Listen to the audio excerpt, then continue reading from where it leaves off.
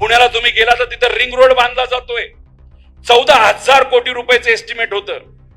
गेल्या 9 महिन्यामध्ये 14,000 कोटीचं एस्टिमेट कितीला गेलं माहिती का? 42,000 कोटी.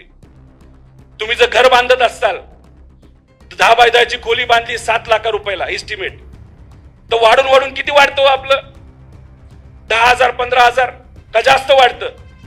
मग तसंच जसं एस्टिमेट तुम्ही तुमच्या खोलीबद्दल केलं जातं, घराबद्दल तुम्ही करता, तसंच एस्टिमेट सरकार बनवत असतं. 14,000 कोटीचं एस्टिमेट रिंग रोड पुण्याचं होतं, ते कितीला गेलं तर 42,000 कोटीवर.